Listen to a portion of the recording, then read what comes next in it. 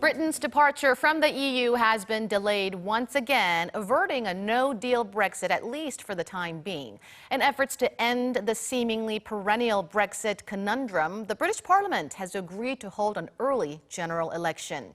Today, we go in-depth on the implications of this decision and the prospects of Brexit going forward with Dr. David Tizzard, professor at Seoul Women's University. Welcome to the program. Good evening. Thank you for having me. So Brexit has been delayed. This is the third time that Brexit has been delayed since the June referendum in 2016. Yes. Prime Minister Johnson has pushed very hard to pass this Brexit before October, saying he'd rather be dead in a ditch than see another delay. But I guess things didn't work out in his favor. Could you first of all give us a recap on the major developments surrounding Brexit over the last 3 years? It generally all starts with ex-Prime Minister David Cameron's decision to hold a public referendum on whether or not Great Britain should stay in or leave the European Union. And this was a very contentious decision, whether it's something that should have been set to a referendum or not, was something of much debate. Is this the government's responsibility to make such decisions? Should the government be putting such decisions to the general public, considering the huge political and economic ramifications a decision like this will have? At the time that he put it to the public, I believe it's worth remembering that all three political parties had very young leaders in power at the time. And even David Cameron, as leader of the Conservative Party, they had just legalised gay marriage. So even the Conservative Party in Britain was progressive and forward-thinking, I think. The result of that referendum, which was famously 52 to 48%, has divided the nation. And in the last 3 years, there's been very little in the way that's been able to unite the nation. So this polarization that happened from that public referendum, of course, it's good to give people their voice. It's important that people feel free in a developed democracy to have their say. But there's been little in the way of unity since that decision. And we've also seen certainly Labour and the Conservative Party go to more seasoned and elderly leaders. And for some people, it will look like Britain has taken a step back in that sense. And it's been almost in a standstill since that referendum. And so I think a lot of people are looking for some movement, some progress to happen, because it feels like in the last 3 years, there has been little else much discussed other than Brexit. And I think people might want a new conversation eventually. It sounds like national unity is another big headache Yes. for the UK. Now, the British Parliament has agreed to hold an early general election. So it looks like it's once again up to the British people to determine the fate of Brexit. What is the public sentiment like now? It's very hard to say that the public sentiment is just one thing because of, as I said, the polarizing nature of such a topic.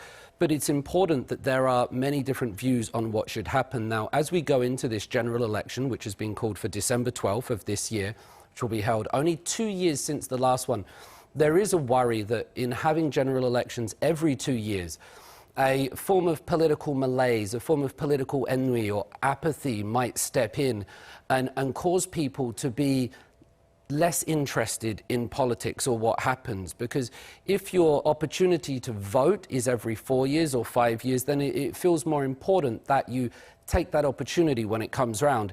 If it's every 2 years, and when it does come every 2 years, there's seemingly little progress in what's happening, we also have to add into the fact that this one will be in winter. So with the cold British winter months, which are rather famous, it is quite worrying that people might be not as eager for this general election as they would be. And I hope in the long term, for the broader political situation in the United Kingdom, that that doesn't happen and that general civil interest in politics remains high. Well, Prime Minister Johnson seems quite confident that he will complete Brexit by the next deadline after securing a majority at the Parliament. How do you expect the election results to play out? If I had a crystal ball, I'd also give you the lottery numbers, and then we would both be very rich people. I think a lot of political observers have noticed recently that polls do not always give us the correct things. We've seen like the election of President Trump, we've seen the Brexit results, which nobody really predicted. The Conservative Party and Prime Minister Johnson have called this election, so they are quite confident. Now, if they can get a majority, then that will really boost their chances of getting Brexit done in January of next year. They have many obstacles along the way. They have the Scottish National Party, the DUP, Labour, led by the opposition leader Jeremy Corbyn. But Prime Minister Johnson will be hoping for a majority, which will then take him over line to get that Brexit deal through Parliament, which he's been trying to do so much. There might be a hung parliament in which no party has a majority, and then we're going to be looking at more delays, we're going to be looking at more paperwork and more incidents inside the House. So there are many particular outcomes. Labour could win. It is very possible that the Labour opposition party, led by Jeremy Corbyn, could win. The Liberal Democrats are also in the race, and they all have very different agendas regarding Brexit. So it's going to be very clear, or very interesting to see what the British public make of this. So the Prime Minister is quite confident that he will secure the majority, but no one knows yet for sure what will happen at through the elections. Now, Prime Minister Johnson, or rather, let's get down to the scenarios of Brexit. Yes. If the Prime Minister Johnson, like he said, he secures majority, his ruling party secures majority at the Parliament through the election, does that mean that the UK will leave the EU with the latest agreement made, the latest deal agreed upon between the UK and the EU? Prime Minister Johnson has said that the current deal has been oven cooked and it's just ready to go in the microwave. So his current deal, he's looking to keep that. He just needs the majority in Parliament with which he can push this through. So that's what he's looking to do with this election. The EU has given Britain the extension until January 2020, and they've said that they currently will not be looking to renegotiate it, that is the deal. So the EU's position on this is that the deal is agreed upon. We have until 2020, which contradicts Jeremy Corbyn's position that there will be a renegotiation. And the Labour position is very difficult to ascertain at the moment, whether it is leave or whether it is remain, whether they will hold a second referendum, whether they will try to negotiate another deal. That's very difficult. So whereas Prime Minister Johnson's position is very clear that he wants the majority to push that through, but if he doesn't get the majority, and if he's staked his political capital on this, he might find it very difficult to be in charge of the Conservative Party going forward. I would say likewise with Jeremy Corbyn. If he loses another general election, 3 in a row, then questions will be asked of the leadership of both parties. Now, how do you gauge the possibility of a no-deal Brexit? Now, the biggest concern about a no-deal Brexit is its negative impact on the British economy. Economic forecasts are very difficult, and a lot of experts, however, have come out and said that a no-deal Brexit would be very dangerous. There's also been talk that we need to be looking at more a Norway-style deal, various other scenarios.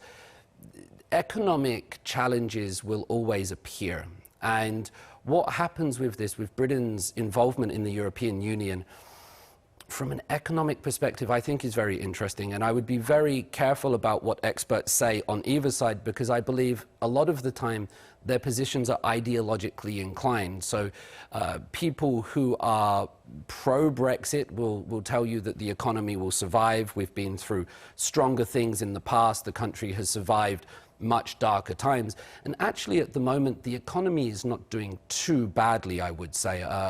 Unemployment is at some of the best records it's been in decades. And so, in general, the British economy is not too bad, and the Conservative Party have that to lean on. What will happen as the result of Brexit, I'm not sure, and it depends whether the people want to focus on European matters or domestic matters. So, regards this, I've quite a lot of faith that the institutions and the systems of Britain will remain strong, even if no deal happens, because the organisation in Britain is very strong, and I believe that that will survive no deal, a deal, or any other type of deal. Now, what about the possibility of scrapping, cancelling Brexit altogether? How do you see the possibility of that happening? Well, that is the Liberal Democrats' position. So the Liberal Democrat Party have said that if they are elected, they will revoke the deal and they will pull out, they will cancel it, and Britain will stay in the European Union. So the British public have this choice. If they want Brexit, they can vote for the Conservative Party, led by Prime Minister Johnson. However, if they desperately want to stay in the European Union, the vote is for the Liberal Democrats, because they have said, and they've put buses around the London capital already saying that this is what they will do. If you want to stay in the European Union, you vote for the Liberal Democrats. So there is an option there for the British public. What might happen, however, is that the Labour and Liberal Democrat Party, they might split the vote between them. So if people vote for the Liberal Democrats or Labour and those votes are divided, that will give the Conservative Party the majority. So I think it's very interesting what these two opposition parties do.